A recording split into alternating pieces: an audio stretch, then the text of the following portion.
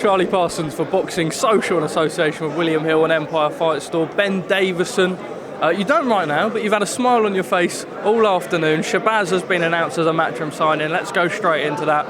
We saw just how good he was in that Jack Bateson fight.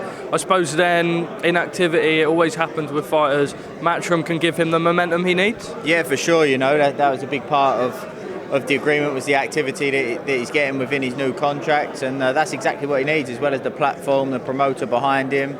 Shabaz is bringing the goods, and I think it's a great partnership. It's really refreshing speaking to him. I said, what fights do you want? He said, give me the world titles. Do you want me to name you the world titles? He's number 3 with the WBA. But with that being said, there's also time for development. You don't want to rush things too much. But when a fighter's happy to move quickly and they're eager, it shows the level that they can go on to. Yeah, Shabaz's skill set is there at world level. At that level right now, in my opinion, I think that a little bit of experience, a few boxes to tick along the way, not too many. It's just, you know, that was his first 12-rounder. I think that a couple more, even if it's not the fights, it's the training camps for that they pick up so much, learn so much. There's so much to a fighter developing, you know, and even a sense of the activity, the money that he'll be getting paid, he can reinvest into himself, bring in sparring partners and things like that. All these little factors play a part in when we talk about experience in terms of development for him to get himself to be ready to win world titles, not just compete for world titles. So I think it's a great partnership, and I'm really looking forward to the near future. Pat McCormack, 2 co-main events in a row. He's got the world at his feet. We always knew how good of an amateur he was, and it was always about that steady progression as a professional. You believe that these big occasions are going to make the most of him? I suppose he doesn't really feel the pressure, but fighting for his first title, moving very quickly. We know how good of an amateur he was. It's his opportunity to really show it now to the casual. Yeah, there's always pressure. They just know how to channel it, how to mask it. Everybody feels the same. It's just some thrive on it, and that's what Pat does. I believe that the more pressure you put on him, the better he shines, the more he performs, the better he prepares, and that leads to the performances. I think that Tony Dixon's a game tough lad. I think he punches harder than his record suggests. I think that you know, he's lost against prospects, he's won against prospects, and I think that he's got nothing to lose, and I think that will show in how he comes out to perform. But at the same time, you know, the harder he tries, probably the more he'll be punished. And I think that this is a big opportunity for Pat to again perform, pick up his first title, and I think we'll speak to Eddie and Frank about using that title to then start headlining his own shows in the near future. I don't want to keep you for too long, so I'll just rattle a few things off. Leigh Wood, I spoke to him yesterday. He says he's not really got any news. I just wondered on your side of stuff, do you know how you think the WBA are going to rule? Is it going to be the Kolmatov fight, or do you expect Warrington to be next?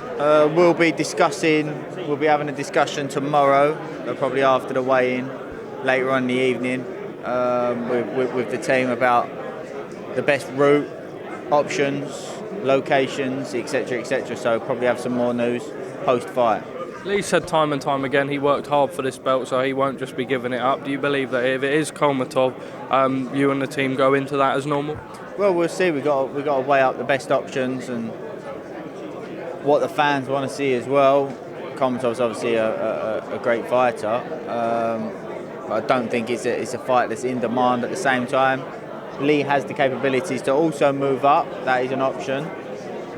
So we will we'll discuss tomorrow, and like I say, probably have some more feedback for you after the fight on Saturday. Just going to pick up on one you may not know. City Ground, does it look like it's on? No, I don't think City Ground's an option.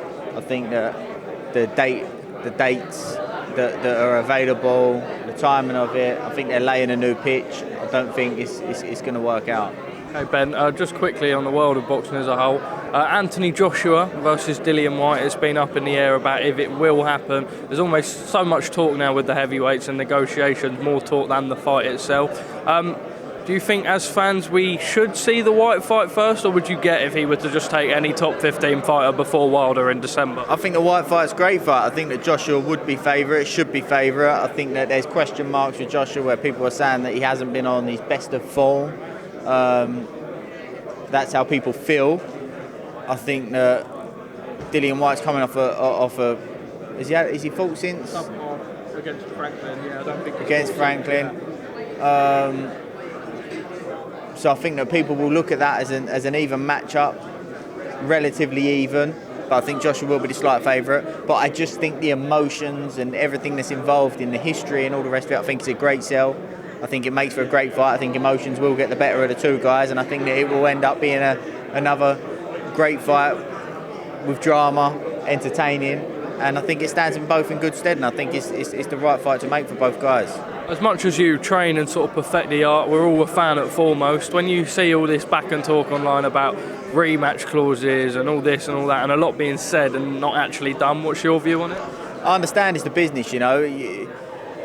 This is your career and you get a short career, so you can't just rush into things based on emotions, because that's how you end up not maximising what you can do and what you can get out of your career and being in the best positions, etc. It is a business, you have to understand that. You have to be smart, as smart as you can be. You have to have a good team around you. Otherwise, it is business. Business is more lethal than the actual boxing side of things, you know. You can get ripped apart. And so I understand, you know, there's opportunities that lie ahead for the winner, and I totally understand Dillian Whyte, if he was to be victorious, would want to be able to capitalise on those opportunities. Lastly from me, Frank Warren's come out today and said Fury-Usyk will not be happening this year. Do you think that's a shame, just in boxing standpoints? We always talk about the undisputed and the mega fights at heavyweight. As fans, we want it so badly. Your thoughts? Yeah, I mean, obviously it's the fight that the whole boxing world wants to see, so